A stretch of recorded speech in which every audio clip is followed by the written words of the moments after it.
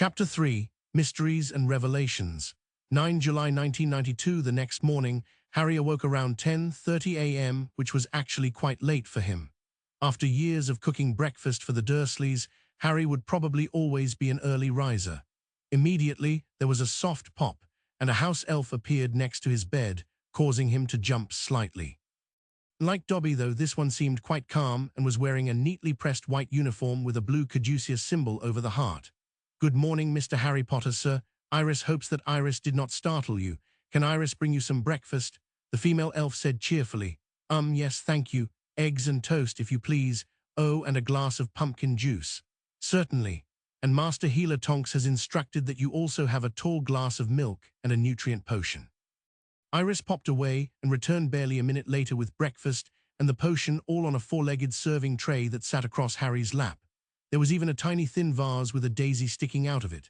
"Can Iris bring you anything else, Mr. Harry Potter, sir?" "No, thank you. No, wait. Actually, could I ask you a few questions about house elves? I had an unpleasant encounter with one the other night. I'd heard of house elves, but never actually seen one up close. I realize now that I don't know very much about you all. Of course not, Mr. Harry Potter, sir. A good house elf is never seen unless needed. Iris will answer your questions if she can, though she knows nothing about the wicked house elf that assaulted Mr. Harry Potter, sir. That's okay. I didn't expect you to, though I don't know how wicked this Dobby bloke actually is. He did try to warn me that my life was in danger, perhaps, but he also put your life in danger by delaying you at the gate of the house of the bad Dursleys. Had he not intervened, or simply waited until you were in your room to talk with you, you would likely have been safe from the nasty doxies." "How do you know all that?"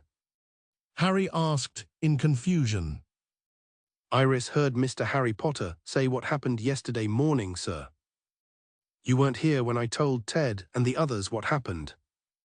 Harry said with just a hint of suspicion. Iris smiled. Good. House elf is always close at hand, Mr. Harry Potter, sir." So why do you think Dobby was wicked?" Iris thinks Dobby elf is at odds with his master or mistress. A good house elf is a reflection of its owner. If a house elf's owner is wicked, then a good house elf must try to heal him of his wickedness. Sometimes such healing is not possible, in which case the house elf may become an extension of the owner's wickedness, but that is simply the way of house elves. But house elf will sometimes set himself at odds with a wicked master, will seek to become free elf, and a free elf is not a good house elf at all. Sir, in time, even with best of motives, a free elf may become the wickedest elf of all. He risks becoming wild elf. And what is that? Iris shuddered. Please forgive Iris, Mr. Harry Potter, sir, but house elves do not like to think upon such things. It is unhealthy. Oh, I'm sorry then, but can you at least tell me how house elves came to work for wizards? Was it by agreement, or were you enslaved somehow? She smiled. A slave is an unwilling servant. Only the wickedest house elves are unwilling servants. To be a house elf is to serve. It is what house elves are, what house elves were all born to do. Harry blinked a few times. But it can't have always been that way. Either there was a time when there were wizards but no house elves to serve them, or house elves but with no wizards to serve. Right. You speak of the time before. House elves do not speak of such things, for such matters are upsetting to wizards. Upsetting?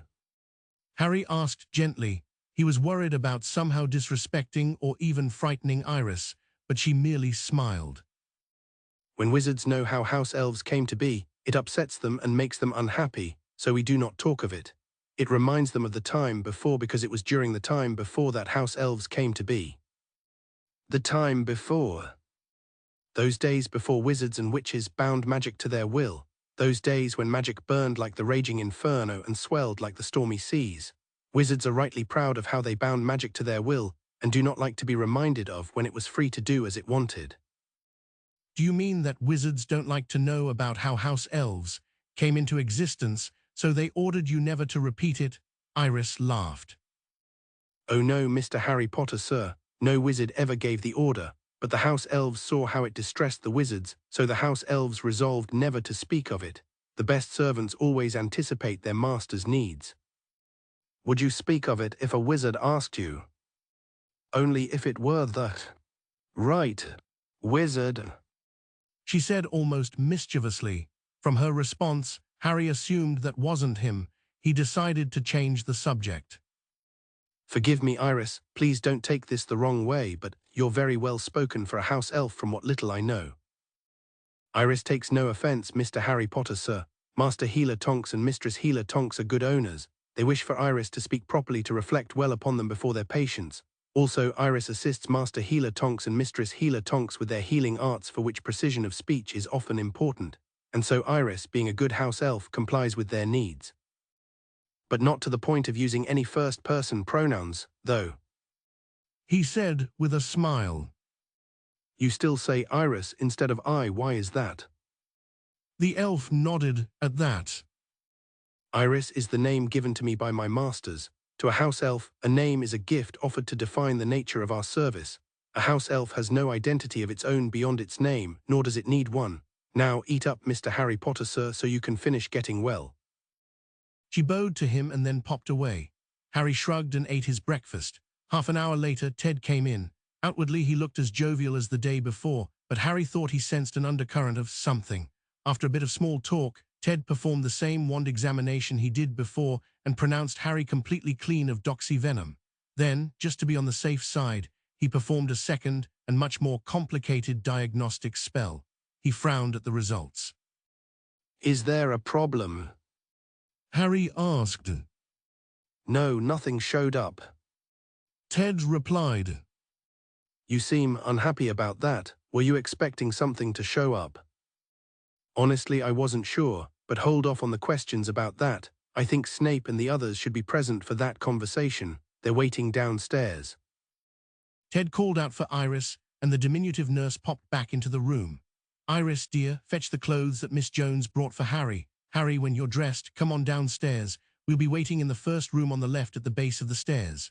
He smiled again, but Harry felt that he was definitely worried about something, which only made the boy start to worry as well. Seconds later, Iris returned with some of his casual clothes and a pair of trainers, and the boy quickly dressed. He checked himself out in the mirror and was dismayed by the state of his hair, but otherwise thought he looked fine. Minutes later, the boy entered a small parlor where Ted, Hestia, Artie, and Professor Snape were already sitting. Harry took his seat and looked at the others expectantly. Snape spoke first. Mr. Potter, we are here today to discuss your future living arrangements, as well as to decide how you wish to proceed against the Dursleys for their treatment of you, and by extension, how you wish to proceed against the Potters who were responsible for your placement with them. But first, I wish to advise you of the results of my own investigation. Yesterday afternoon, I visited both Vernon and Petunia Dursley, and used legilimency against them in an attempt to learn the reasons for their conduct towards you.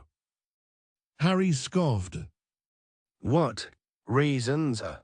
Were you expecting, sir? They hate me, that's all there is to it. Snape looked oddly pained at that, as if he had unpleasant news that he did not wish to share, but felt obligated to do so anyway. Mr. Potter, the Dursleys do not hate you, Percy. Harry started to interrupt, but Snape put up his hand and continued. Allow me to finish, Mr. Potter. It would be more accurate to say that the Dursleys are afraid. Of you more than afraid, actually. They're all three irrationally, pathologically terrified. Of you. In the first months after your placement, the Dursleys kept you in the same nursery as Dudley. Petunia and Vernon only moved you to the downstairs cupboard because they each independently came to the deeply held conclusion that you would somehow harm their son if you were kept anywhere near him, even though you yourself were but an infant at the time.